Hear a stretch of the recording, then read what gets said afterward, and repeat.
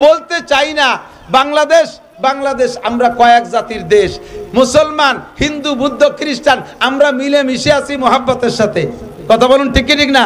আপনাদের এলাকায় হিন্দু আছে না? মুসলমানদের দোকানেও যে মাল আছে, হিন্দুর দোকানেও সেই মাল আছে। আমরা কোনো ভেদাভেদ করি না। মুসলমানের দোকানের থেকে না কিনে হিন্দুর দোকানের থেকে মাল আমরা কিনি কি কিনি না? কোনো ভেদাভেদ করি না। কিন্তু ভারতের ভিতরে সেখানে ঘোষণা দিয়ে দিয়েছে কয়েক মন্ত্রী, মুসলমানদের দোকানের থেকে কোনো মাল কিনবি না, মুসলমানদেরকে ভূমি বর্গা দিবি না, জমি বর্গা দিবি না, মুসলমানদেরকে কর্জ দিবি না, মুসলমানদের সাথে কোনো লেনদেন হবে না। এভাবে তারা সেখানে বৈষম্য তৈরি করে রাখছে।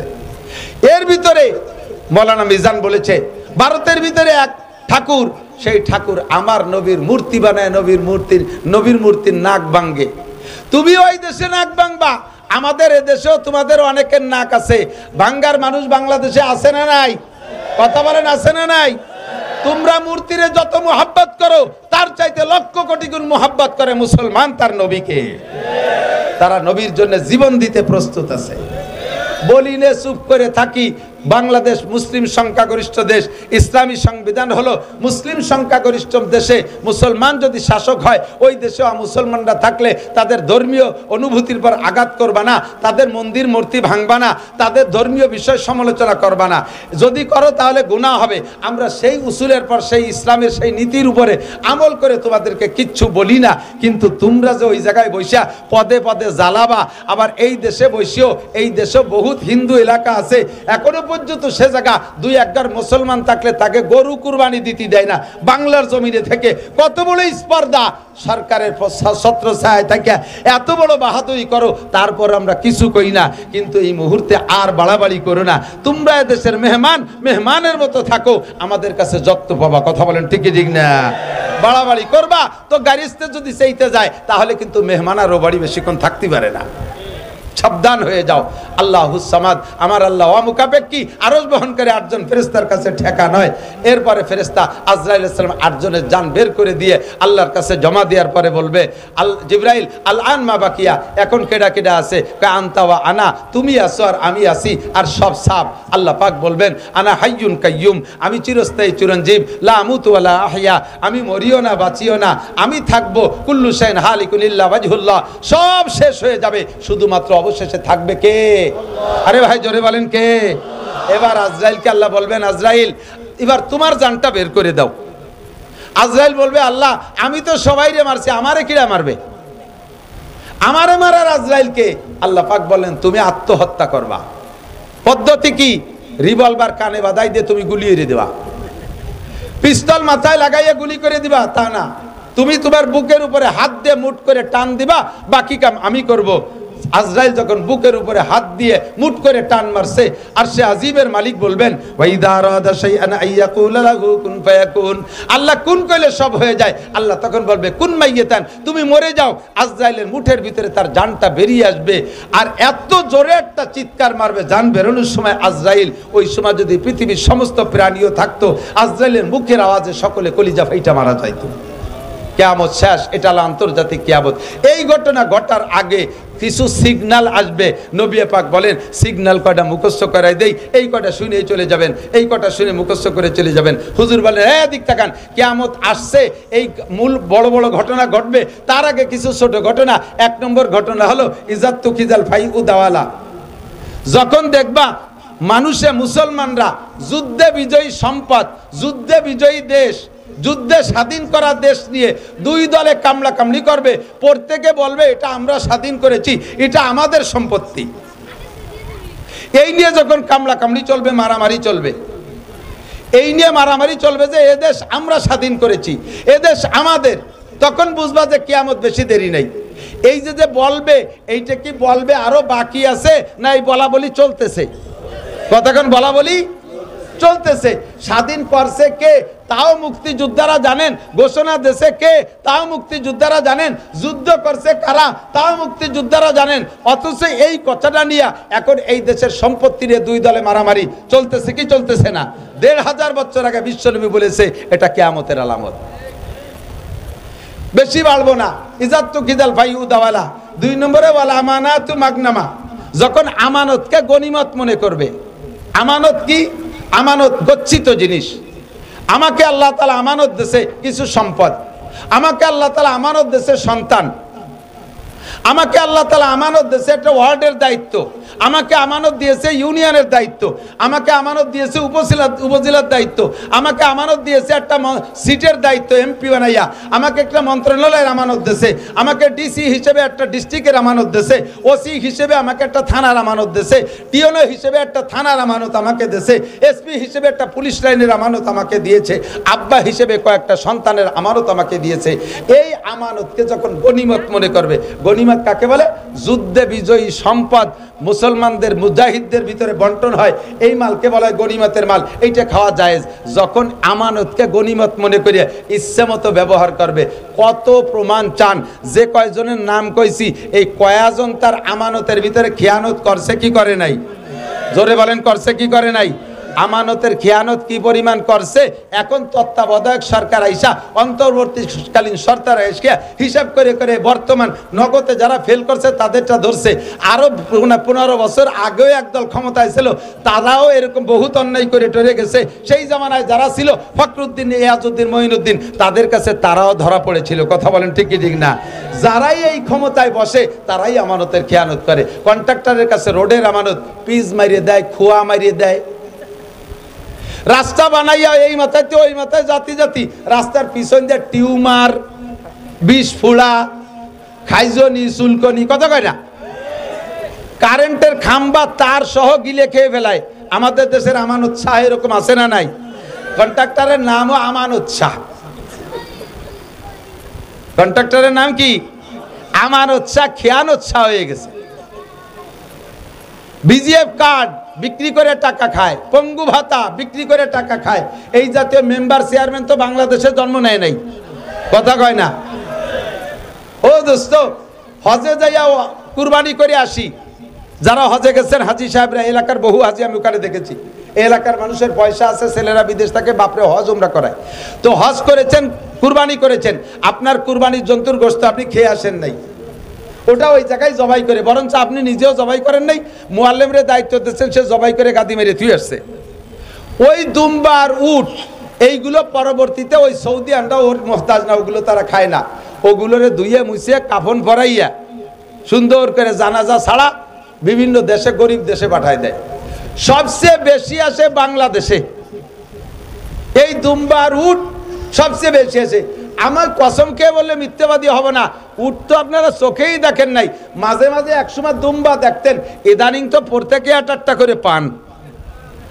কথা কন, পান নাকি? এই দুম্বা যায় কোন জায়গা?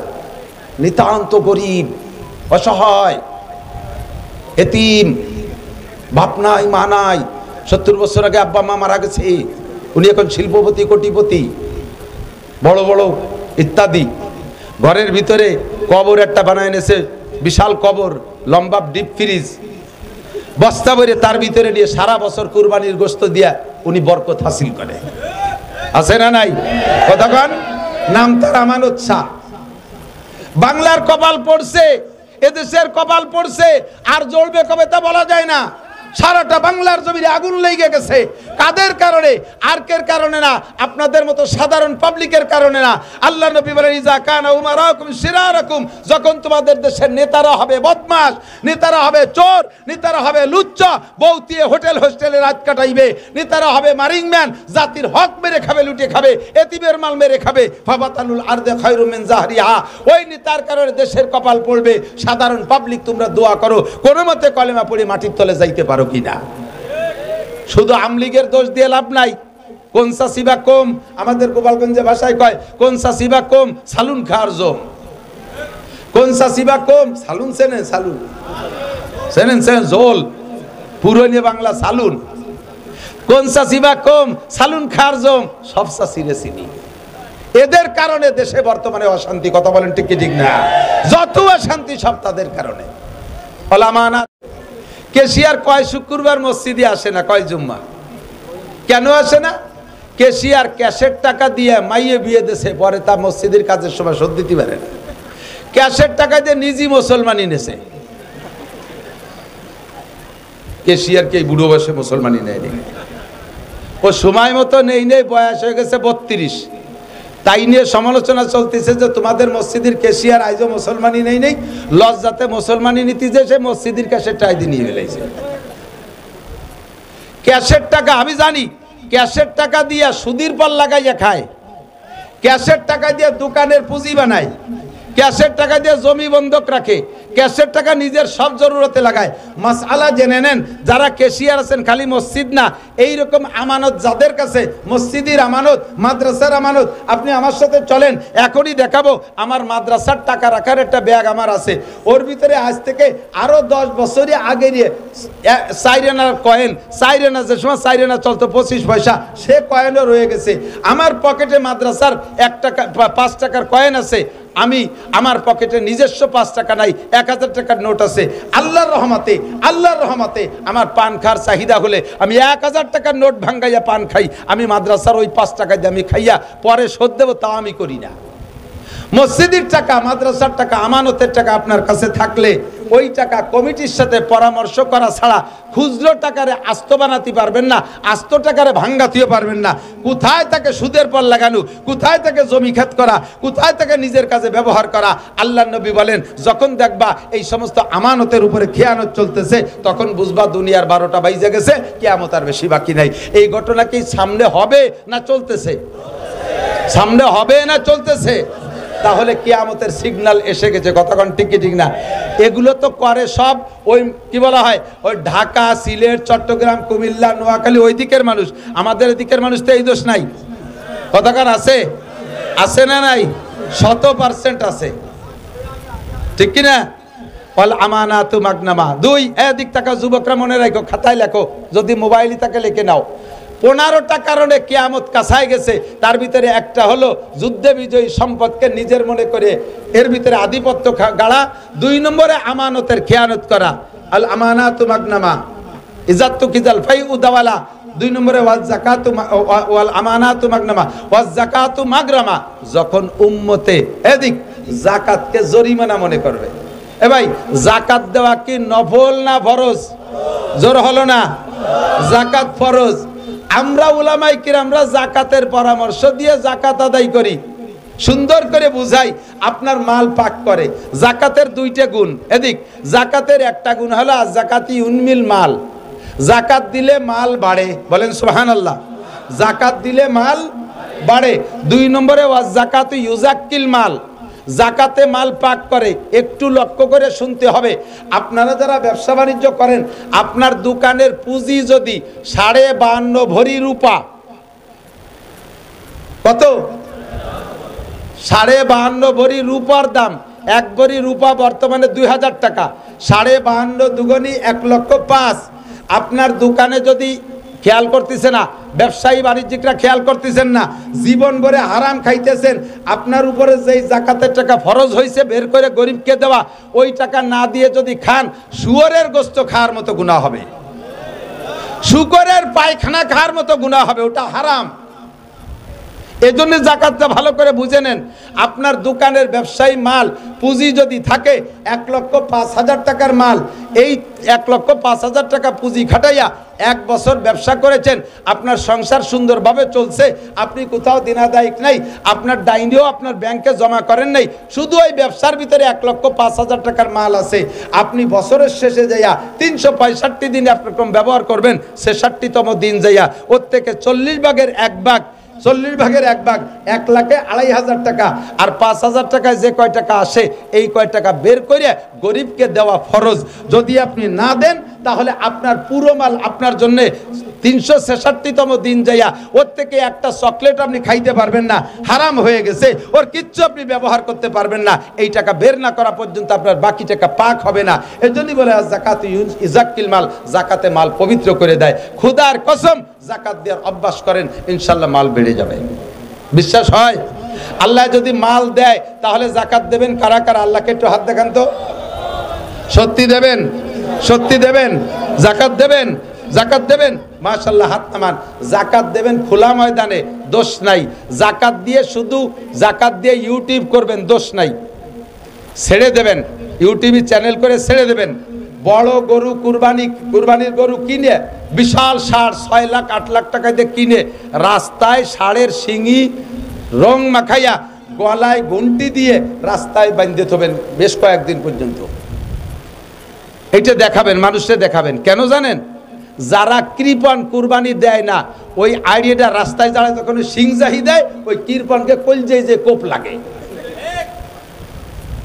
ছেলেতে ইটালি থেকে 6 লাখ টাকা পাঠাইছে বাপরে কুরবানি দিতি, আব্বা 6 লাখ টাকা দিয়ে গরু কুরবানি দেবেন, আব্বা 60,000 টাকা দিয়ে একটা প্যারালাইসিসের রুগী কিনে নিয়েছে, আর বাকি টাকা দিয়ে জমি রেখে ফেলাইছে। এই প্যারালাইসিসের রুগী বাবু গরু ভ্যালেরিয়া আইনিয়া বাড়ি মেয়ের কুটির সাথে বাঁধছে। কুরবানির 2 দিন আগে থরথরায় কাঁপতেছে, ওর ময়না ডুলি হয়েছে,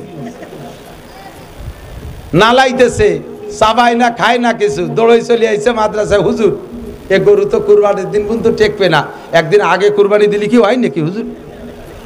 তোমারে 6 লাখ টাকা দিছে কুরবানি দিতে, ছেলেরা কামাই হইরা, আর তুমি এই বুড়ো এক প্যারালাইসিসের রুগী আইনা কুরবানির আগের দিন যে গরু কুরবানি দিছো ওই গরুর গোশত চাবানুও যায় না। গরুর বয়স, তোমার বয়স হচ্ছে 2 বছর কম, এই গোশত চাবানো যায় না। তুমি এই ফাঁকিবাজি করো না। আল্লাহ তাআলা তৌফিক দিয়েছে বড় নরম গরু কুরবানি দিয়ে বস ব্যাগ প্যাকেট ভরে ভরে মানুষের বাড়ি বাড়ি কুরবানির গোশত আগায় দিবা। আল্লাহ তাআলা আগামী বছর তোমাকে আরো বড় গরু কুরবানি দেওয়ার তৌফিক দান করবে।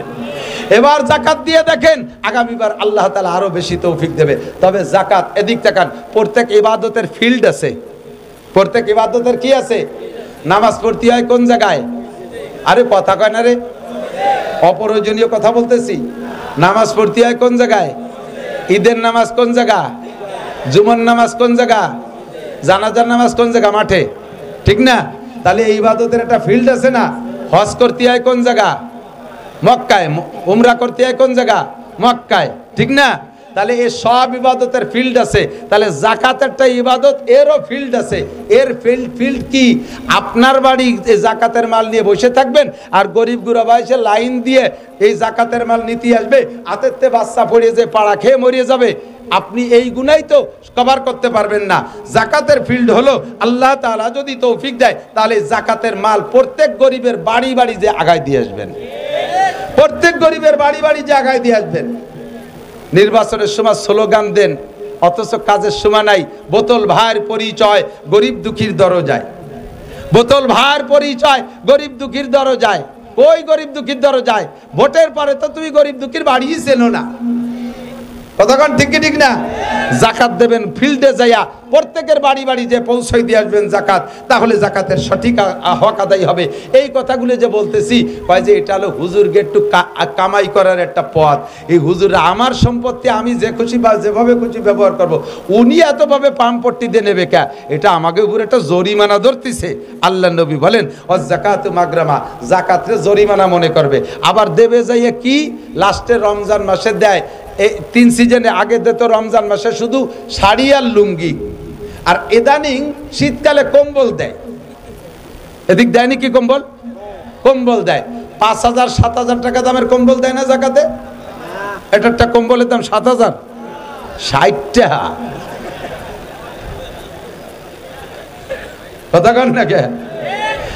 আমারও একটা দেশে গতবার 60 টাকা দামের কম্বল, তা কাটিয়ে 4 জায়গা পাপোশ বানাইছি। যিনি এই কম্বল দেন, আপনি নিজে কি এই কম্বল ব্যবহার করেন? কয় যে না, আমরা তাইওয়ান থেকে নিয়ে এসেছি 14,000 টাকা দাম এক একটা কম্বল। যেরকম সুবহানাল্লাহ, পাজি কোথাকার। তোমার গা কি শোনাই দিয়ে বান্ধানো যে তাইওয়ানের 14,000 টাকার কম্বল তুমি গায়ে দিবা? আর দেশের গরিব মানুষের মা শরীর কি বানানো? ছাইয়ে মাটি দে যে তাকে তুমি এই ছাগলের জ্যাকেট দিবা। যে জ্যাকেট যে কম্বল দেছো ও গায়ে না দিয়ে কয়েকদিন এইভাবে পাপোশ বানাইছে, পরে ছাগলের গায়ে পেঁচাই দিয়েছে। ছাগলের 2 মুখ দেওয়ার পরে তাকে সে ভিজিয়ে সে বাইরে ডাকতেছে, কাকি তাড়াতাড়ি খুলে নেন, ঠান্ডা লাগবে না, নিমোনিয়া হবে না। ছাগলের গাইতে খুলিয়ে নিয়ে ধুইয়ে তারপরে আড়ি ধরার নেকড়া বানাইছে।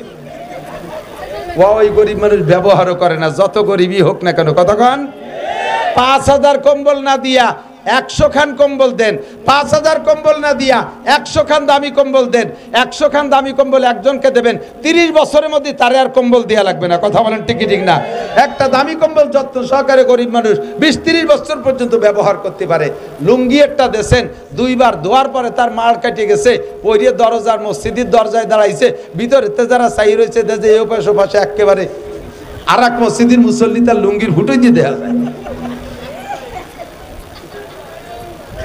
এইরকম জাকাতে জাকাত আদায় হবে না, কথা কন, ফকুবাজি জাকাত। আর ভোট কালেকশনের জন্য যারা যারা লুঙ্গি দেয় আর শাড়ি দেয়, মহিলাকে শাড়ি দেশে গালাগালি হতে যায়, উরে নিপুণ সেরে আল্লাহ সম্পত্তি দেশে শাড়ি যে একখান দেশে তাই দিয়ে মশারিও হবে না। এই দিয়ে মশারি বানালেও মশা ক্রলিং করে ঢুকে যাবে, তোমার এই শাড়িতে জাকাত আদায় হবে না।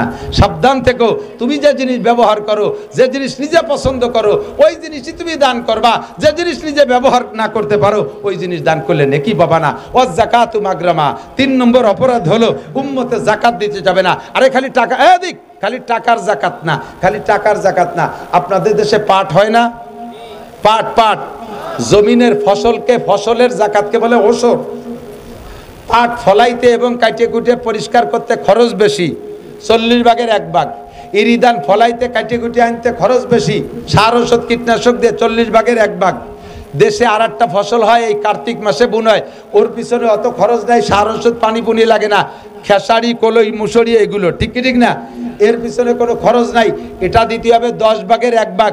আর এক প্রকারের ফসল চা বানাইতে একটু খরচ বেশি লাগে, আখটাকে এই জাতীয়, তার দিতে হবে 20 ভাগের 1 ভাগ। আপনার 20টে বাঁশঝাড় আছে, 20টে বাঁশঝাড় আছে, এই 20টে বাঁশঝাড়ের আপনার বাৎসরিক প্রয়োজন মিটার পরে বছরের শেষে যে বাঁশ থাইকে যায়, বাঁশের পিছনে কোনো খরচ নেই। প্রত্যেক 10টা বাঁশের 1টা বাঁশ দিতে হবে। আপনার একটা আম বাগান আছে, এই আম বাগানে আপনার খাওয়ার আমের পরে এই আমের পিছনে যা খরচ হয়েছে, এই খরচের পরে খরচ হিসেব করবেন। যদি খরচ বেশি হয় তাহলে 40 ভাগের 1 ভাগ, মাঝারি ধরন খরচ হইলে 20 ভাগের 1 ভাগ। যদি খরচ মোটেই না হয় তাহলে 10টা আমে 1টা আম গরিবকে দিতে হবে। আপনার আম বাগান আছে, দেশি আম বাগান, ও জায়গা প্রচুর আম হয়, ওর ভিতরে গরিব দুঃখীরা আসলে তার ভিতরে প্রত্যেক 10টা আমের 1টা আম গরিবকে দিয়ে দিতে হবে। অথচ মাহফিলের সময় আমাকে হুজুররা যদি গ্রামে বাঁশ কাটতে যায়, যাইয়ে যদি কয় কাকা আপনার জাকাতের বাঁশটা দেন, কয় আসো বাঁশ দিবানি, আহিয়ালা বাঁশ দিবানি, দিকে বাঁশ দেয় না, আহিয়ালা বাঁশ দেয়। ও দুষ্ট, ভালো করে মনে রাখবেন, মানজাবিল হাসানা ফালাহু আশরু আমসালিহা, যে আল্লাহরে 1 দেয় আল্লাহ তারে 10 দেয়। জোরে বলেন কয় দেয়? আরো জোরে কয় দেয়? একেবারে তাজা খবরেরটা কই। আমি এক মাদ্রাসায় পড়াইতাম এক সময়, ওই মাদ্রাসার হাফেজ সাহেব হুজুর গেছে ওই মাদ্রাসার এলাকায় বাঁশ কাটতে। হাফেজ সাহেব হুজুরের নিজের জবানে যা শুনেছি তাই আপনাদেরকে শুনাই। এই বাঁশের কথা আসছে বিদায় মনে পড়ছে। হাফেজ সাহেব হুজুর গেছেন এক এলাকায় বাঁশ কাটতে, সবার বাঁশ তো বিভিন্ন বাড়ি থেকে কাটছে। এক লোকের 80 জাড়। আর আমাদের এলাকায় একটা প্রবাদ আছে, সখীর নারকেল কৃপণের বাঁশ। বাঁশের ব্যাপারে যত কৃপণতা করতে পারবা তত জাড়ে বাঁশ ভালো হবে, আর নারকেল যত দিবা তত ফলবে বেশি। উনি এই সুন্নতের বার আমল করে 80 জাড়ের থেকে কেউ এখন কুঞ্চিও দেয় না। আজকে গেছে হাফেজ সাহেব বাঁশ কাটতে, বহুত করে বুঝাইছে, ও মোটে নরম হয় না, খুব কঠিন। লাস্টে হাফেজ সাহেব কয় ভাইজান দেন, আল্লাহ একটা দিলি 5টাও তো দিতে পারে। এই কথাও গিরে দেছে। কোন কয়টা দেবে? কয় 5টা দেবে। দেবে? হ্যাঁ 5টা দেবে। এবার হাফেজ সাহেবের ভিতরে ওনার ভিতরে কন্ট্যাক্ট ফাইনাল হচ্ছে, কোন একটা দিলি কয়টা হবে? হাফেজ সাহেব কইছে 5টা, ওই 5টাই হাফেজ সাহেব টাইট দিছে। হ্যাঁ আপনি একটা দেন, আল্লাহ আপনার 5টা দেবে। ওই লোক ক্রিমিনালি হইয়া বাঁশের জাড়ে নিয়ে যাইয়া একটা জাড়ে 3টে বাঁশ, এই 4 বছর পর্যন্ত তাতে আর নতুন করলি হয় না।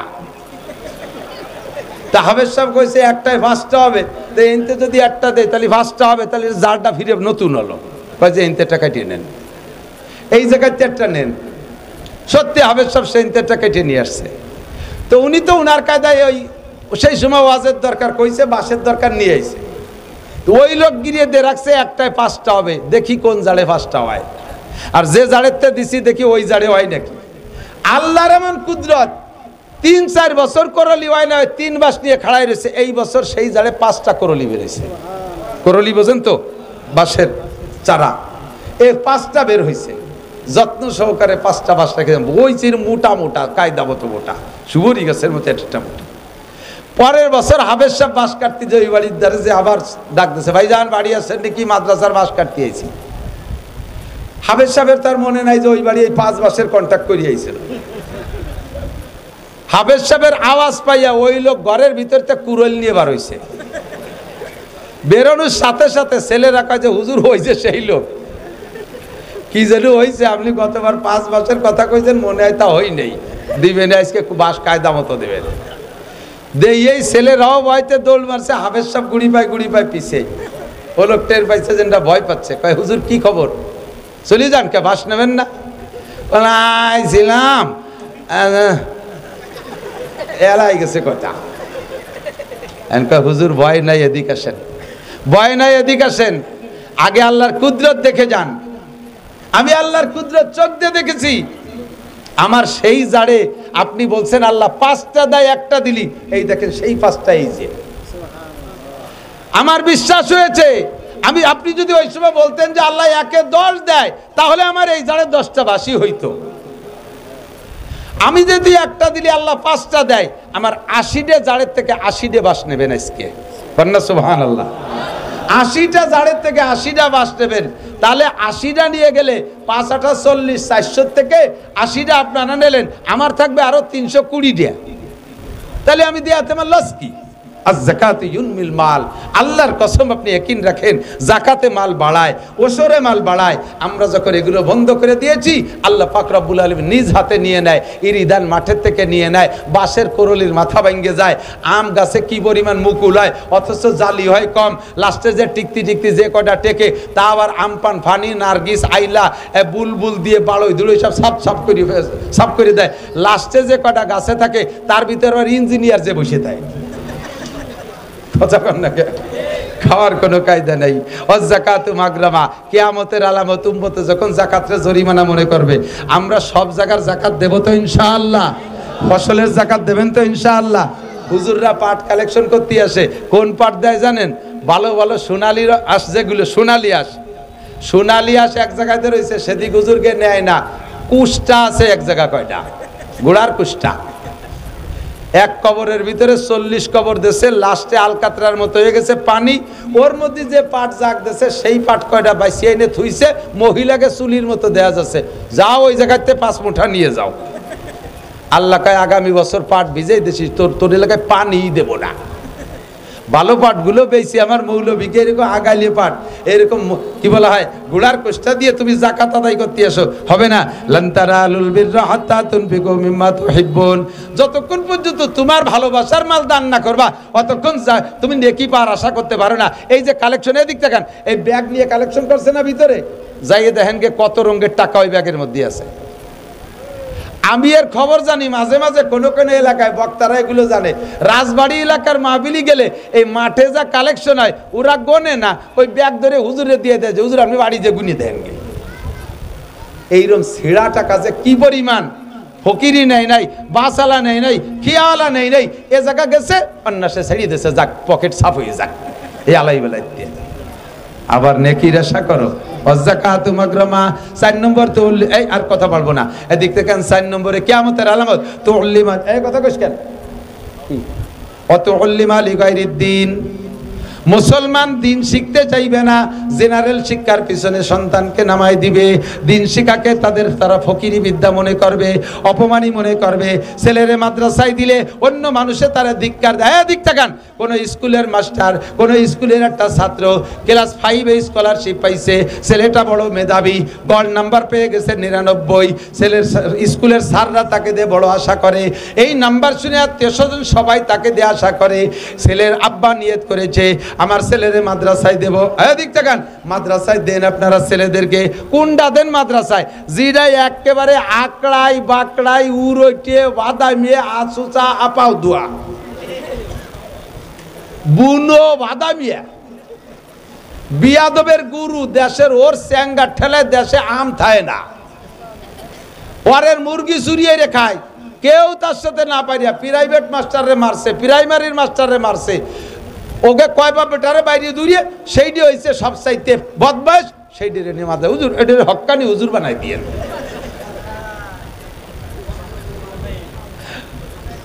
চায় দক্ষিণ দিক, দেয় উত্তর দিক, গলা শূন্য, পেট মোটা, বাসায় গোস্ত নাই, মাথা সাইকেলে সিটির মতো 3 কোনা।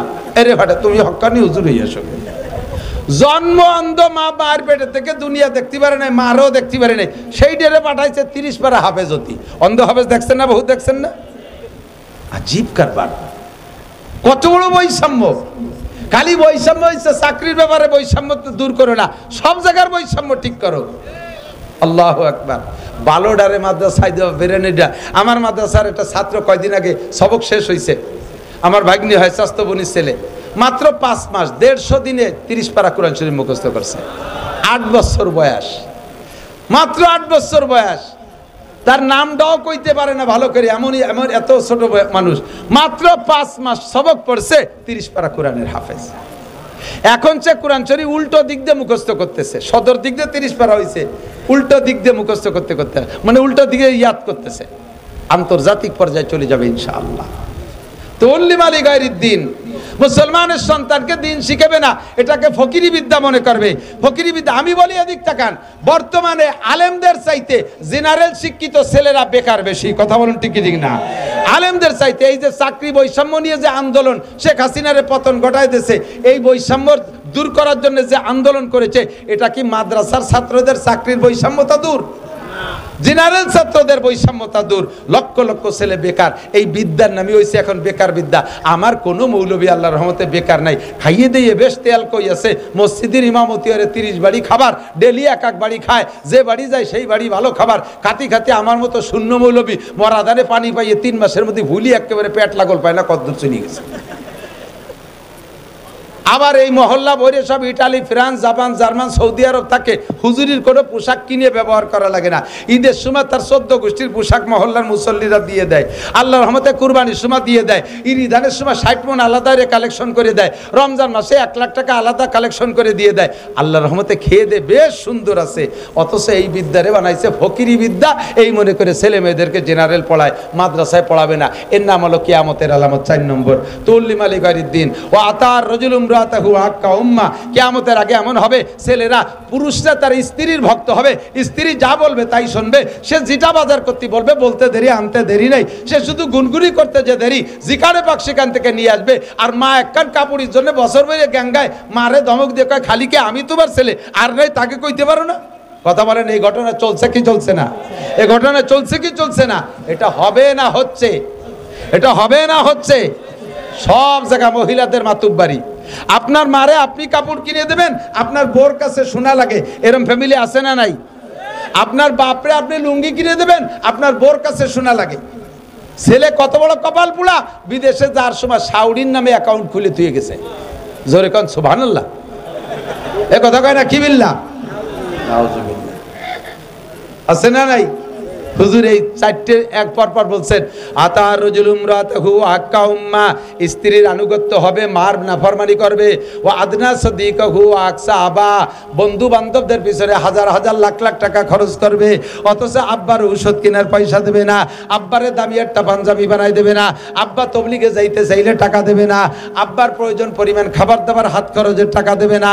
এগুলো সবই কিয়ামতের আলামত। এরপরেও জহারাতিল আসওয়াতু ফিল মাসাজিদ, মসজিদে যাইয়া ইবাদত করবে না, মসজিদে যে কোরআন নাই, মসজিদে যে নামাজ নাই, সময় পাইছে 2-4 টাকা নফল পড়বে, তা পড়বে না, বৈশা বৈশা গিবাত শিকায়ত করবে। এরে হাসিনারে উঠো, খালেদারে ডুবাও, খালেদারে উঠো, হাসিনারে ডুবাও। মহল্লায় কে কি অন্যায় করছে সেইগুলো নিয়ে যত দড়ি দরবার, যত গিবাত শিকায়তের গল্প চলে, ব্যবসা বাণিজ্যের গল্প চলে, রাজনীতির গল্প চলে মসজিদে। মসজিদের মধ্যে জিকির নাই, মসজিদের মধ্যে ফিকির নাই, মসজিদের মধ্যে নামাজ নাই, মসজিদের মধ্যে তিলাওয়াত নাই, দুনিয়াবি গল্প স্বল্প। কথা বলেন হচ্ছে কি হচ্ছে না? ও জহরাতিল আসওয়াতু বিল মাসাজিদ। এরপরে হুজুর ভাই আমার দিক থেকে, ও সাদাল কবিলাতা ফাসিকুহুম, জায়গা মতো চলে আইছি। এই ও সাদাল কবিলাতা ফাসিকুহুম, কওমের জাতির নেতা হবে ফাসিক। জোরে বলেন কে? ফাসিক কারে কয়? 1 নম্বরে নামাজ পড়ে না, 2 নম্বরে দাড়ি কাটে, 3 নম্বরে হারাম হালালের বাসা খুঁটা নাই, সুদে কারবার ঘুষে কারবার করে। কথা কয় না? একে কি কয়? ফাসেক কয়। কি কয়? বউ বাচ্চারে পর্দা করায় না, এরে কি কয়? ফাসেক বলে। এই জাতীয় ফাসেক যখন হবে তোমাদের জাতির নেতা, সাদাল কবিলাতা ফাসিকুহুম, কওমের নেতৃত্ব মেম্বার থেকে নিয়ে সংসদ ভবন পর্যন্ত সব জায়গা যখন নেতৃত্ব দেবে ফাসেকরা। একজন আলেম নির্বাচনে দাঁড়াবে, সে ভোট পাবে না। একজন দাড়িওয়ালা মানুষ নির্বাচনে দাঁড়াবে, ভোট পাবে না। গাঁজাখোর, ইয়াবাখোর, মাগিবাজ, ফাঁকিবাজ, লম্পট, লুচ্চ, দাড়ি কাটা, দাঁড়ায় মতে খাড়ায় খায়, আইটি পায়খানা করে, নামাজ নাই, রোজা নাই, হজ নাই, যাকাত নাই, সুদখোর, ঘুষখোর, দুর্নীতিবাজ, চোন মারা, মন মারা, এই সমস্ত যত বদমাইশগুলো এরা দাঁড়াইয়া নির্বাচিত হয়ে যায়। এটাই তোমাদের কপাল পোড়ার কারণ। ঠিক কি ঠিক না? ও দোস্ত, যাই করি না কেন আমাদের এই বেল্ট আমলিগির বেল্ট, যথেষ্ট বেশিরভাগ সংখ্যাগরিষ্ঠ আমলিগ। তারপরে অন্য অন্য কম নাই তা না, এর ভিতরে সব দল আছেন। আমলিগ, বিএনপি, জামাত, জাতীয় পার্টি, আটরশি, চন্দ্রপাড়া, মানিকগঞ্জ, সুরেশ্বর, ভোজেশ্বর, ইনায়তপুর, বাহাদুরপুর, শরীয়তপুর, মাদারীপুর, সবপুর, এপুর, ওপুর, সবপুর আছেন। কেউরে আলাদা করে ওয়াজ করতেছি না। এখন বর্তমান যে সময়টা, এটা হলো অন্তর্বর্তীকালীন সরকারের সময়। এই সময় এই সরকারের কোনো স্থায়ী আধিপত্য নাই। এরা 3 বছর পর নেমে যাবে অথবা 4 বছর পর নেমে যাবে। এদের কোনো মাতুব্বারি ওইভাবে নির্বাচিত সরকারের মতো নাই। এখন আমরা উন্মুক্ত, এখন আমরা ফ্রি। কয় বছর ভোট দিতে পারছেন কি পারছেন না সেটা আমি বলবো না। বাকি সামনে যদি নির্বাচন হয় উন্মুক্ত ভোট দিতে পারবেন, উন্মুক্ত ভোট দিতে পারবেন। ভোটের ব্যাপারে বিচার করে, ভোটের ব্যাপারে পাক্কা সিদ্ধান্ত নেবেন ইনশাআল্লাহ। আমি আর জীবনে কোনোদিন ফাসেকের মার্কায় ভোট দেব, সিদ্ধান্তে একমত। ফাসেকের মার্কায় ভোট দেব, ওই ফাসেকরে ভোট দিয়ে নির্বাচিত করা মানে দুনিয়ার হায়াত কমায় ফেলানো, কিয়ামতের কাছে টেনে আনা। কথা বলেন ঠিক কি ঠিক না? আল্লাহর কুরআনী আইন এদেশে একটু বাস্তবায়ন একটা বার না করিয়ে দেখি। হুজুররা জীবন ভরে কয়, হুজুররা জীবন ভরে কয় ইসলামী কুরআনী শাসনের ভিতরে শান্তি। এ তো চোখ দিয়ে দেখলাম না, খালি শুনলাম। একটা বার না, one test, only one test, একটা বার আমরা একটু দেখি। কথা বলেন ঠিক কি ঠিক না? আমি আমলিগ, বিএনপি দুইয়ে গোষ্ঠীরে বহু পরামর্শ দিছি, তোমাদের এগেনস্টে আমি কেউরে দাঁড়াতে দেব না। আমি বাংলাদেশের 1000 বক্তা নিয়ে তোমাদের পক্ষে আমি ওয়ার্ক করে বেড়াবো। মাত্র 3টে কথা বাস্তবায়ন করো। 1 নম্বরে জাতীয় সংসদ থেকে নামাজের বিল, 2 নম্বরে দেশের ভিতরে পর্দার বিল, 3 নম্বরে জাকাতের বিল পাশ করিয়া জাতির জাকাত আদায় করে গরিব দুঃখীর গালে গালে পৌঁছাইয়া দাও। এই 3টে কথা বাস্তবায়ন করো, আমি তোমাদের পক্ষে ওয়ার্ক করব। আমলিগ, বিএনপি কোনো সরকার মানে নাই, কোনো সরকার মানে নাই। আল্লাহ দুইটারই অপমান করে নামাই দিয়েছে। আমরা আগামীতে ইনশাআল্লাহ কুরআনী শাসন ব্যবস্থা দেখতে চাই। কারা কারা একটু তাকবীর বলেন, একটু নেতৃত্ব দেন।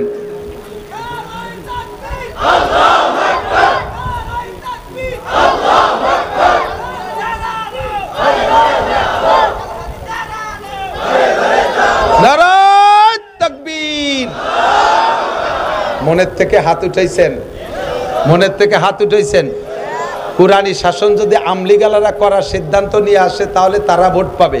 বিএনপি আলা যদি আসে তারে দেব, যে আসবে তারে দেব। আমাদের কোনো দল খাস করে আমি নাম কই নাই, কতক্ষণ ঠিক না? যাতে আমার সাথে গ্যাঞ্জাম বাঁধাবে, রাস্তায় যায় আবার গাড়ি আটকায় দেবে, এ পথ আমি খোলা রাখছি আল্লাহর রহমতে, কোনো সমস্যা নেই। বাকি আগামীতে আমরা কমপক্ষে একটা টার্ম একটু ট্রাই করে দেখি, শান্তি আসতে বাধ্য। কথা বলেন ঠিক ঠিক না? এইটা পুরোইলে কিসা, আলে এদিকে দিক তাকায়, পুরোইলে কিসা কব না, সাহাবাই কিরামদের গল্প শোনাবো না। নগদে আফগানিস্তানের দিকে তাকান। যদি মনে চায় পয়সা থাকলে ভিসা করে যান।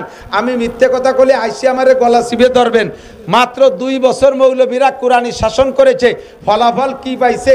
সারা পৃথিবীতে যে কয় রাষ্ট্রের, সারা পৃথিবীতে যাদের টাকার দাম সবচেয়ে বেশি, তার ভিতরে রোল নাম্বার 3 হয়ে গেছে আফগানিস্তান। টাকার মান 3 নম্বরে আফগানিস্তান। আমেরিকান ডলারের চাইতে আফগানি টাকার দাম বেশি।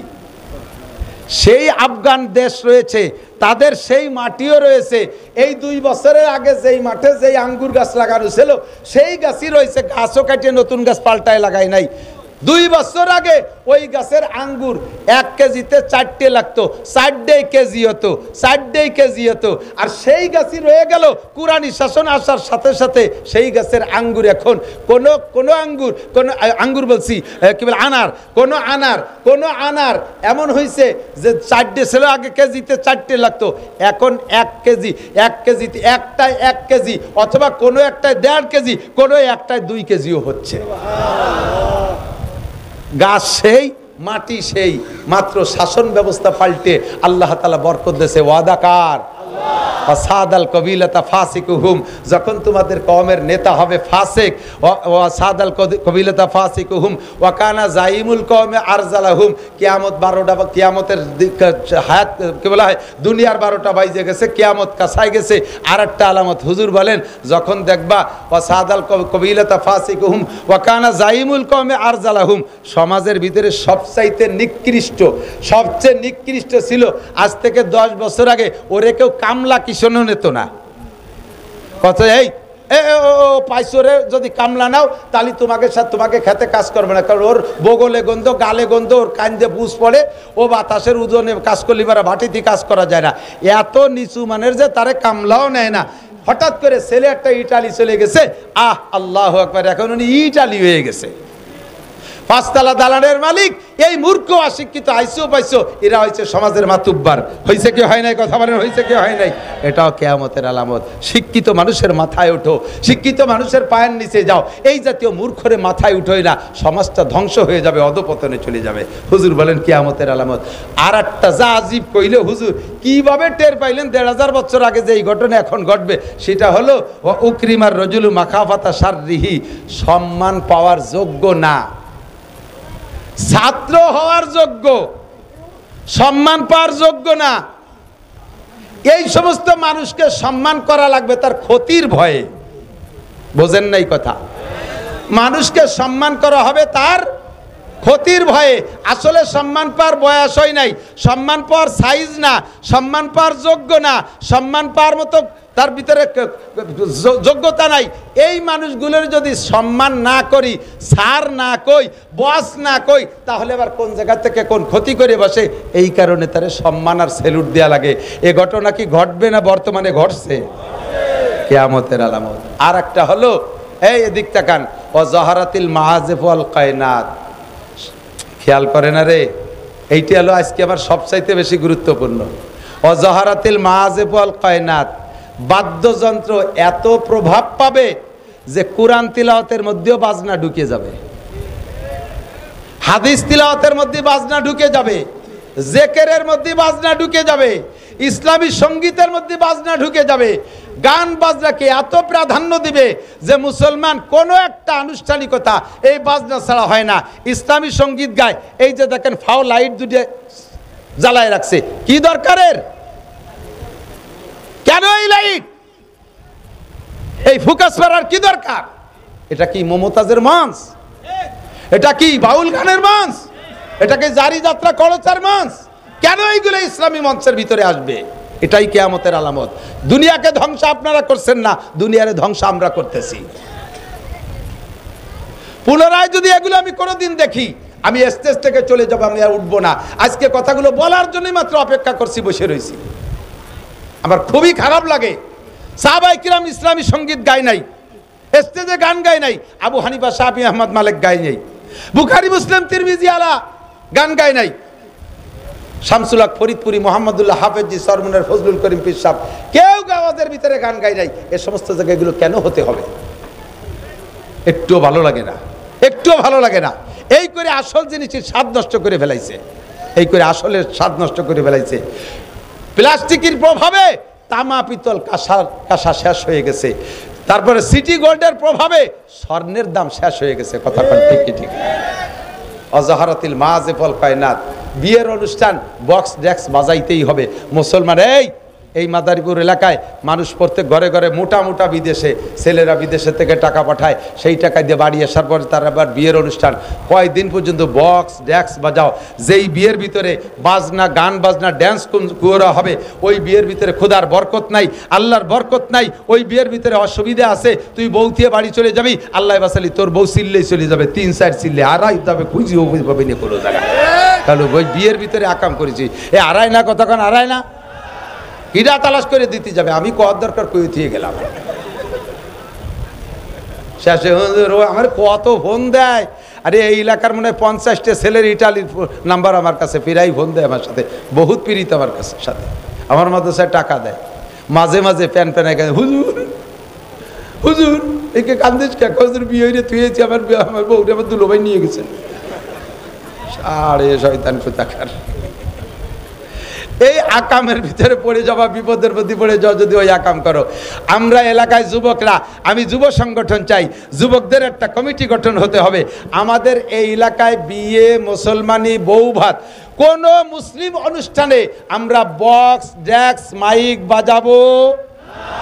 অন্তর থেকে বলেন বাজাবো।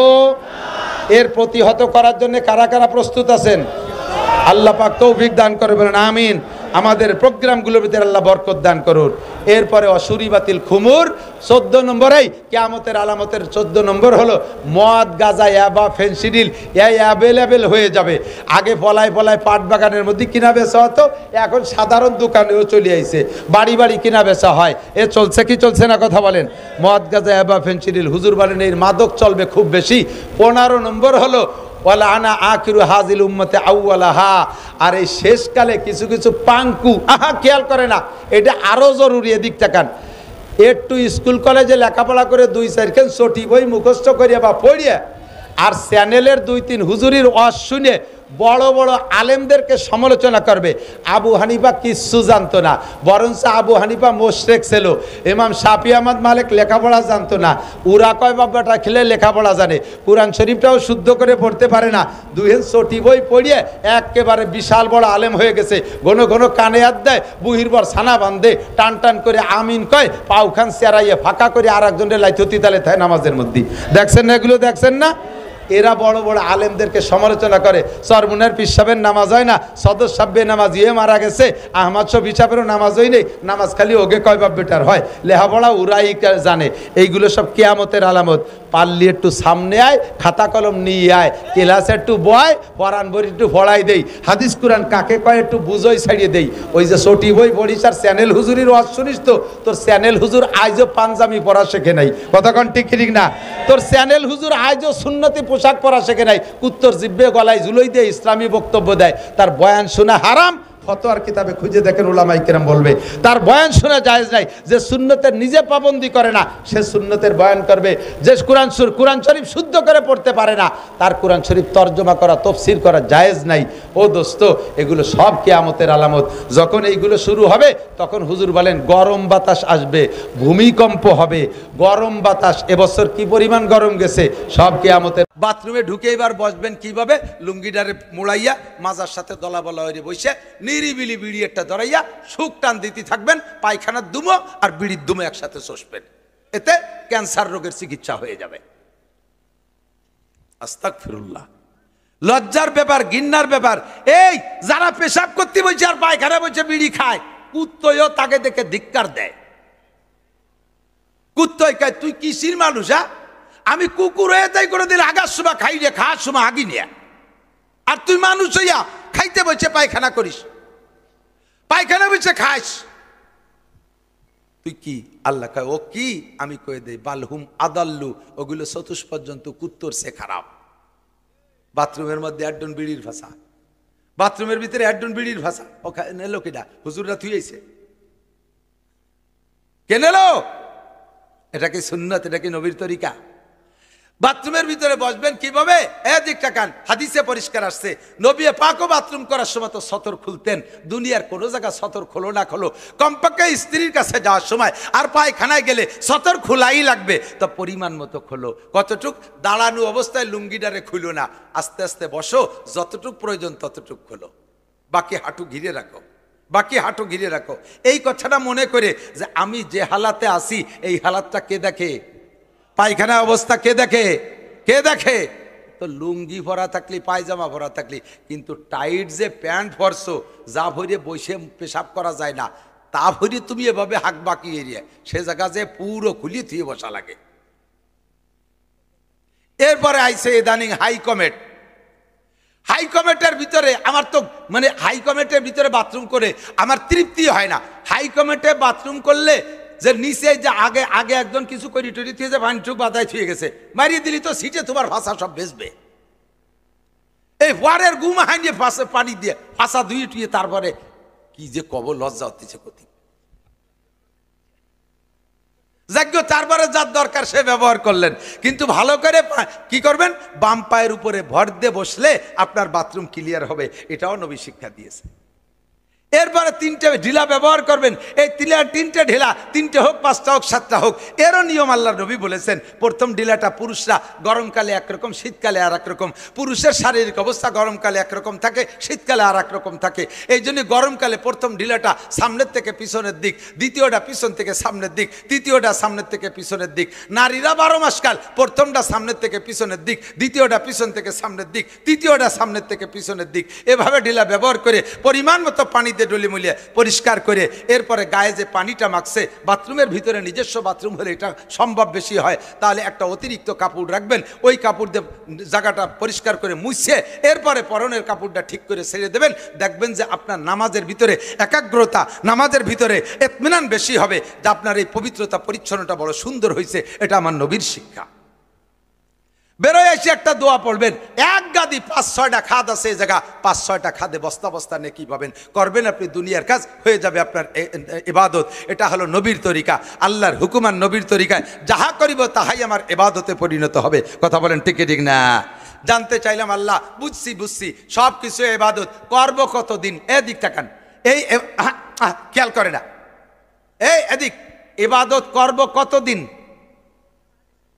মাসখানিক, এক চিল্লা, জাগা বিশেষ, শুক্রবারে জুমার নামাজ, রমজানে ঈদিন নামাজ, এই কি বলে 2 ঈদে ঈদিন নামাজ, আর শুক্রবারে জুমার নামাজ, আর রমজানে কয়দিন রোজা আর তারাবি, এরপরে সারা বছর বিরতি।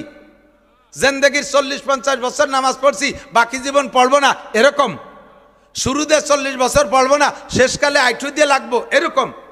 আল্লাহ পাক বলেন সাবালেগ হওয়া থেকে নিয়া, ওয়াবুদু রাব্বাকা হাত্তা ইয়াতিয়াকাল ইয়াকিন, তোমার রবের ইবাদত করো। ইবাদত কার? ওয়াবুদু রাব্বাকা, তোমার রবের ইবাদত করো কতদিন? হাত্তা ইয়াতিয়াকাল ইয়াকিন, ইয়াকিন আসার আগ পর্যন্ত। কি আশা? ইয়াকিন, একটু কন, কি আশা? ইয়াকিন আসার আগ পর্যন্ত।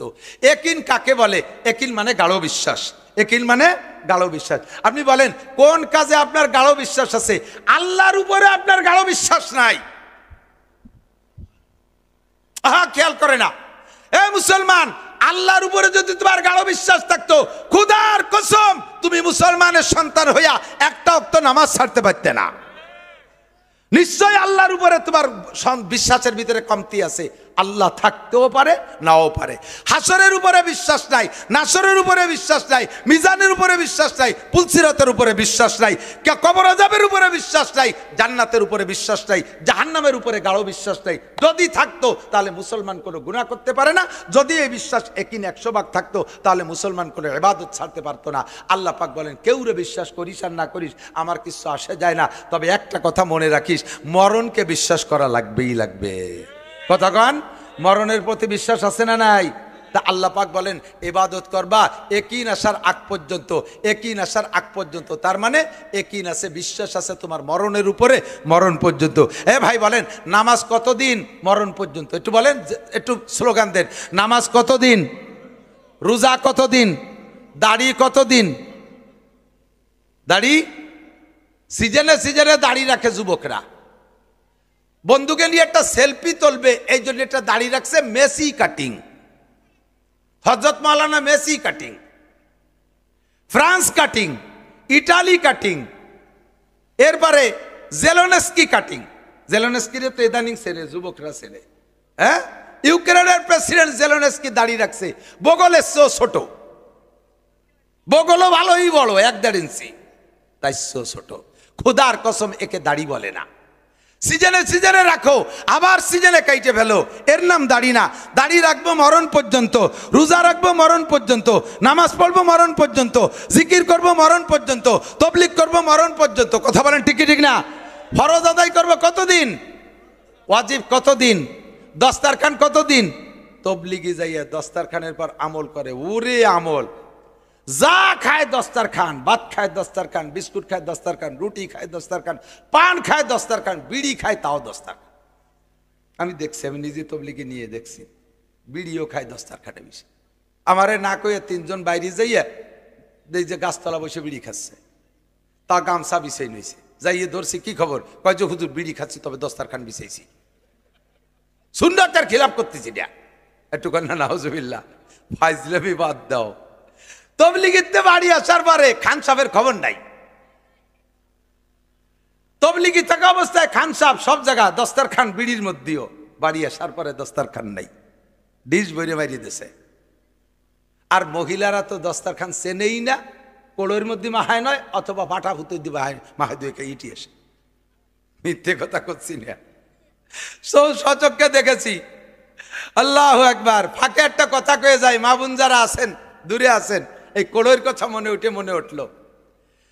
রান্না কইরা সর্বপ্রথম খানা আখ খানা মহিলারা খাবেন না, হারাম না, সুন্নতেরও খিলাফ না, মাকরুহে তাহরিমিও না, মাকরুহে তানজিও না, আদবের খেলাফ, বরকতের পরিপন্থী। আখখানা মহিলারা চুলোর পিঠির থেকে ওই কলার ভিতরে পাটার উপরে নামাইয়া ডলে বলে সাইডে খাইয়া এরপরে ঘরে আড়ি বাতিল নিয়ে যায়, এরপরে বেটাকে দেয় খাইতে। আপনি বরকত নষ্ট করে ফেলাইছেন। বাড়ির মুরব্বী পুরুষ যারা আছে আল্লাহ তাআলা তাদেরকে একটা পাওয়ার দেছে, তাদের জন্য একটা সম্মান দেছে, ঘরের আখখানা তাদেরকে খাওয়াবেন। হযরত সুলাইমান নবী আলাইহিস সালাতু ওয়াস সালাম সফরে যাইতেন, ওনার সিংহাসন নিয়ে উঠতেন সকাল থেকে দুপুর পর্যন্ত। 1 মাস ঘোড়ায় চললে যে পথ যাওয়া যায়, ওনার ওই সিংহাসনটা সকাল থেকে দুপুর পর্যন্ত অত পথ উঠত। বিমান, সর্বপ্রথম বিমানের মালিক হযরত সুলাইমান আলাইহিস সালাম। আবার ওই জায়গা যে অফিস করে বিকেলে আবার ওইটুক ফিরে আসতে পারতেন। বিভিন্ন প্রোগ্রামে যাইতেন, তবে যেখানেই যা যাইতেন সুলাইমান আলাইহিস সালামের স্বভাব ছিল ওনার বাসা, ওনার কি বলা হয় প্রাসাদে প্রতিদিন এত মেহমানদারি হতো যে পাখির গোস্ত, পাখি জবাই দিত শুধু, এই পাখির এত গোস্ত খাওয়াইতো মানুষে যে পাখির পর পাকনা হইতো সমকালীন 80 জন যুবকের 80 বোঝা গোস্ত। কত অত সেটা পরে। এই খানার থেকে উনি এক লুকমাও খাইতেন না। সুলাইমান নবী আলাইহিস সালাম বাসায় এসে প্রত্যেক রাত্রে বাসার খানাটা, রাতের খানাটা বাসায় খাইতেন। আর বাসায় এসে খাইতেন, যে স্ত্রীর ঘরে খাইতেন সেই স্ত্রীর অভ্যাস ছিল উনি যত রাত হোক, যত দেরি হোক, কখনো স্বামীকে না খাওয়াইয়া স্ত্রী খাইতেন না। আল্লাহ একবার আসছে, পরিশ্রম খুব বেশি হয়ে গেছে, স্বাভাবিকভাবে প্রতি রাত্রে উনি 2টা রুটি খান।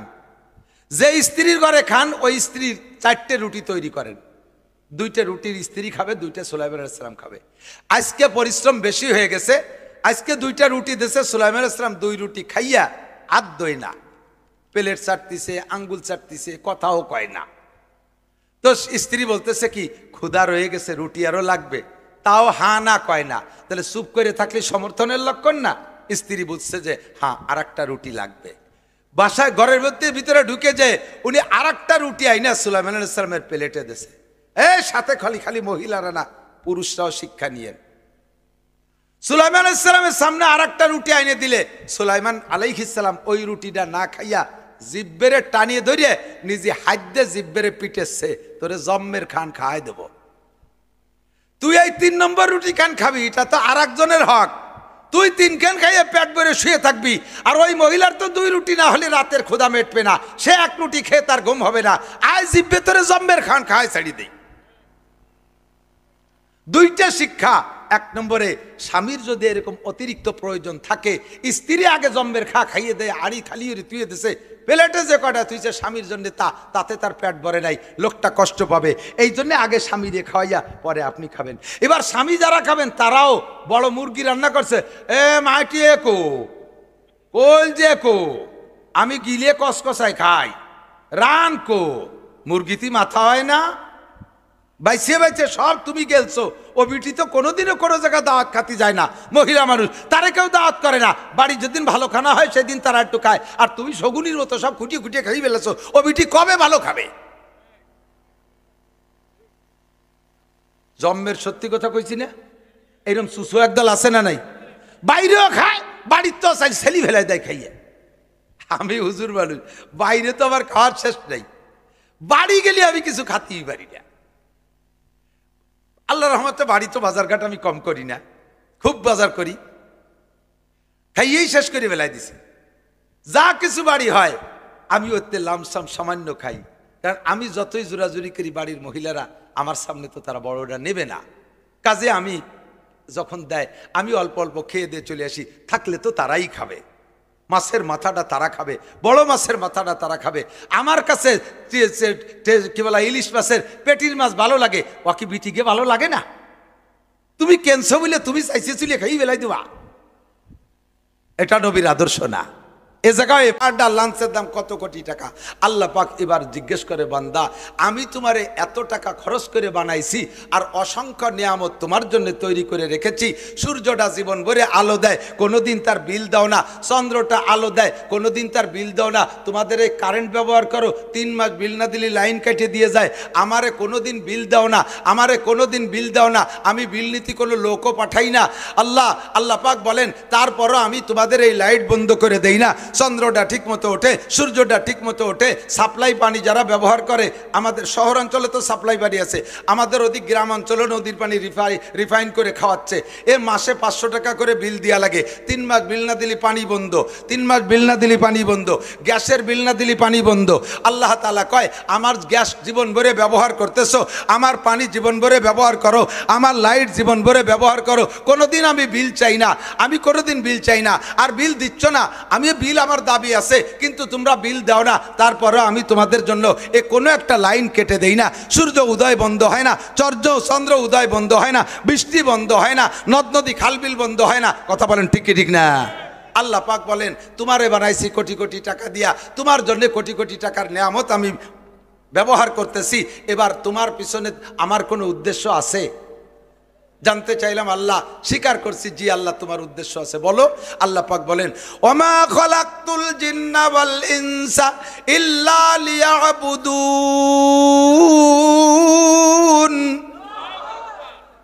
সবাইরে বানাইছি তোমার খেদমতের জন্য। একটা একটা করে তো কইলাম, শেষ কইও সারার কায়দা নাই। তাও আল্লাহ চ্যালেঞ্জ করে বলছে, মানুষ আর জিন ছাড়া যত সৃষ্টি আল্লাহ করেছে সবগুলো মানুষের খেদমতের জন্য। কবেন না সুবহানাল্লাহ? বলবেন না সুবহানাল্লাহ? যা কিছু বানাইছে আল্লাহ, ওই শুয়োরটা মানুষের খেদমতে। ও এক জাতি খায় না? এই যে কুত্তো দোয়ারিতে আল্লাহ, কোরিয়ানরা মাঝে মাঝে একটু বাংলাদেশে আসলি আয়, এই কোরিয়ানরা কুত্তো খায়, কোরিয়ানরা কুত্তো খায়। জায়গায় জায়গায় কুত্তো যে এত, গাড়ি চালানোর কায়দা নাই, রাতভর নাইট ডিউটি করতে তালে আছে। আর কুত্তো অলস হয়ে গেছে, এখন ওই ঘুরিয়ে ঘুরিয়ে ডিউটি করে না, রাস্তার মাঝখানে খাইতে শুয়ে থাকে, ঘুমাই থাকে। কোরিয়ানরা কুত্তো খায়, সে কুত্তো তাদের খাদ্য হিসেবে আর আমাদের নাইট গার্ড হিসেবে ব্যবহার হচ্ছে। কথা কোন ঠিক না? এমন করে যত আছে সব। আল্লাহ পাক বলেন, আমি এত নিয়ামত তোমাকে দিয়েছি, তুমি কোনটা অস্বীকার করবা? আমার কি উদ্দেশ্য নাই? জি আল্লাহ তোমার উদ্দেশ্য আছে। বলো। আল্লাহ কয়, সব কিছু বানাইছি তোমার খেদমতে, আর তোমারে বানাইছি একমাত্র আমার খেদমতে। কোন সুবহানাল্লাহ? কার খেদমতে? আল্লাহ কয়, কি খেদমত? তুমি আবার মনে করো না যে পিএজ উঠাইয়ে ওর অর্ধেক ভাগ আমারে দিতে হবে। তুমি মনে করো না যে আমার খেদমত তুমি রান্না বান্না করে তবলিগির বড় বড় প্লেট হইয়া মসজিদের দুয়ারে তুই আসবা, আমার বউ বাচ্চা নাই, রান্নাঘর নাই, বাবরসি নাই, আমার ছেলে মেয়ে নাই, কামাই রোজগারে দিতে পারে না, তোমরা রাঞ্জে বাঞ্জে থুবা, আমি ওই জায়গা যে 3 বেলা খাইয়ে আসবো। মা উরিদু মিনহুম মির রিজক ওয়া মা উরিদু আন ইউতঈমুন। তোমাদের থেকে রিজিকও চাই না, তোমাদের থেকে খাবারও চাই না, একমাত্র আমা খলাকতুল জিন্না ওয়াল ইনসা ইল্লা লিয়াবুদুন। তোমাদেরকে বানাইছে আমার ইবাদত। এই যুবক, আবার দিক খেয়াল করো, আমাকে বানাইছে আল্লাহ তাআলা কি জন্য? আল্লাহর ইবাদত। মুখে বলেন কি জন্য? আরেকবার বলেন কি জন্য? আল্লাহর ইবাদতেরই জন্য। কথা একটু ভালো করে বুঝতে হবে। এই ছাত্ররা খেয়াল করবা, যুবকরা খেয়াল করবেন। যদি আল্লাহ বলতেন ওয়াখলাকতুল জিন্না ওয়াল ইনসা লিইবাদাতি, আয়াতের তরজমা কাছাকাছি, আমি জিন আর ইনসানরে বানাইছি আমার ইবাদতের জন্য। আয়াত কিন্তু এরকম না। আয়াত হলো ওমা খলাকতুল জিন্না ওয়াল ইনসা ইল্লা লিয়াবুদুন। আর এই অর্থই দেবে আরেকভাবে বললে ওয়াখলাকতুল জিন্না ওয়াল ইনসা লিইবাদাতি, আমি জিন আর ইনসানরে বানাইছি আমার ইবাদতের জন্য। এভাবে না বলে আল্লাহ পাক বলছেন, আমি জিন আর ইনসানকে অন্য কোনো কাজের জন্য বানাই নাই, একমাত্র আমার ইবাদতেরই জন্য বানাইছি। দুইটার ভিতরে পার্থক্য কি বোঝেন? যদি বলতেন আমি জিন আর ইনসানকে আমার ইবাদতের জন্য বানাইছি, তাহলে অর্থের ভিতরে আসতো, প্রশস্ততা থাকতো। তুমি অন্য অন্য অনেক কাজ করবা, যা খুশি তা করবা, ফাঁকে ফাঁকে আমার হাতে গোনা কটা ইবাদত করবা, যেমন হিন্দুরা করে। দুনিয়ার সব কিছু করে, ফাঁকে ফাঁকে সন্ধ্যের সময় একটু উলুধ্বনি দেয়, সকালবেলা উঠে একটু মূর্তি সেবা করে, একটু কুর্নিশ করে, আর ওই গরুস্থানার ভিতরে গোবর চটকাইয়া বাড়ি ভরে সব জায়গা ছিটাইয়া জায়গারে পবিত্র বানায়। আর 12 মাসে 13টা পুজো করে, এই হাতে গুনা কয়টা, আর বছর বইরে যা খুশি করে বেড়ায়। এর নাম হলো আমি তোমারে বানাইছি ইবাদতের জন্য। তার মানে যা খুশি করে বেড়াবা, ফাঁকে ফাঁকে আমার 4টা ইবাদত করবা। কিন্তু আল্লাহ এভাবে না বলে বলছেন অন্য কোনো জন্য বানাই নাই, চেয়ারম্যান হওয়ার জন্য বানাই নাই, মেম্বারি করার জন্য বানাই নাই, এমপিগিরি করার জন্য বানাই নাই, রাষ্ট্র পরিচালনার জন্য তোমারে আমি বানাই নাই, তোমার ডজন বিয়ে করিয়া শোয়াই শোয়াই ছেলে মেয়ে প্রোটেকশন দেওয়ার জন্য আমি বানাই নাই, কোনো কাজের জন্য বানাই নাই। তোমাকে বানাইছি একমাত্র 24 ঘন্টা আমার ইবাদত করার জন্য। আর কিছু করতে পারবি না, আর কিছু করতে পারবি না, কিচ্ছু করতে পারবি না, 24 ঘন্টা আমার ইবাদত। কে বলছে? এবার আল্লাহ পাক রব্বুল আলামিনের সাথে একটু জ্ঞানজাম বাদাই নিলাম। আল্লাহ তোমার কথায় কাজে তো ভালো মিল পাচ্ছি না। তুমি কও যে তোমারে বানাইছি একমাত্র ইবাদতের জন্য, এর মানে শয়নে স্বপনে 24 ঘন্টা ইবাদত করতে হবে। আবার তুমি তো কোরআন শরীফের মধ্যে বলছো ওয়াজআলনা নাওমাক ওয়াজআলনা নাহারা মাআশা, ও বান্দা তোদের জন্য দিন বানাইছি, এর মধ্যে কামাই রোজগার করবি। তুমি সূরা জুমার মধ্যে বলেছো ফাইজা কুদিয়াতিস সালাতু ফান্তাশিরু ফিল আরদি ওয়াবতাগু মিন ফাদলিল্লাহ, নামাজ পড়া হয়ে গেলে মসজিদে বসে খেজুরে বিরিতির আলাপ করো না। বুঝছো? বারে যে পেঁয়াজের খেতে পেঁয়াজ লাগা, রসুন বুনো, পাট বুনো, ধান বুনো, এই ড্রাইভার গাড়িতে যা, দোকানদার দোকানে যা, অফিসিয়াল অফিসে যা, যার যে কাজ আছে সে কাজে সহায় পড়, হালাল রুজি উপার্জন কর। তোমার নবীও বলেছে কাসবুল হালালে ফরিদাতুন বাদাল ফরিজা, সব ফরজ আদায় করার পরে পুরুষের জন্য সর্বশ্রেষ্ঠ ফরজ হলো হালাল রুজি উপার্জন করা। এখন এই সবগুলো তো তুমি বলেছো, তোমার এই কথার পর আমল করতে গিয়ে দেখি দুনিয়ার যে কোনো কাজে গেলে 8 ঘন্টার কম ডিউটি নেই। কতক্ষণ? কয় ঘন্টা? 8 ঘন্টা।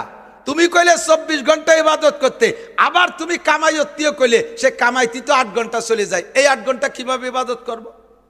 এরপরে আরো কাজ আছে। তুমি নিজেই বলেছো ওয়াজআলনা নাওমাকুম সুবাতা, দিনের বেলা পরিশ্রম করবি, ক্লান্ত শ্রান্ত হয়ে যাবি। এই ক্লান্তি দূর করার জন্য কোনো ঔষধ নাই, একমাত্র রাতের বেলা 8 ঘন্টা ঘুম।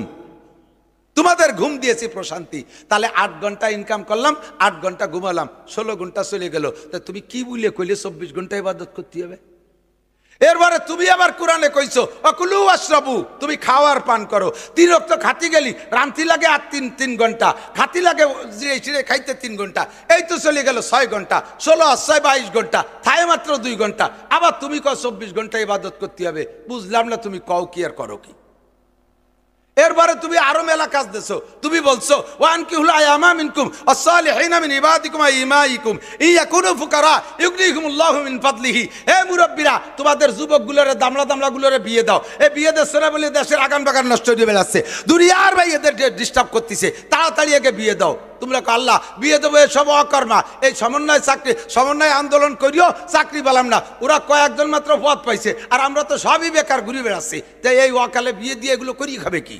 আল্লাহ কাই ইয়াকুনু ফুকারা ইগনিহিমুল্লাহু মিন ফাদলিহি, বিয়ে দিয়ে দে, অভাব দূর করে দেবো আমি, ধনী বানাই দেবো আমি। কন্যা সুবহানাল্লাহ। তাহলে বিয়ে করতেও সময় লাগে, এবার বিয়ে করে তার বউ ছুঁয়ে এদিক ওদিক যান, ওর পিছনে তো সময় দেওয়া লাগে। এরপরে তো 1 বছর পর তো প্রোটেকশন শুরু হয়ে গেছে, জামাল কামাল লালটু বল্টু জুয়েল টুয়েল, 1.5 বছর 2 বছর 3 বছর পরে একটা ফুটকি তালে রয়েছে।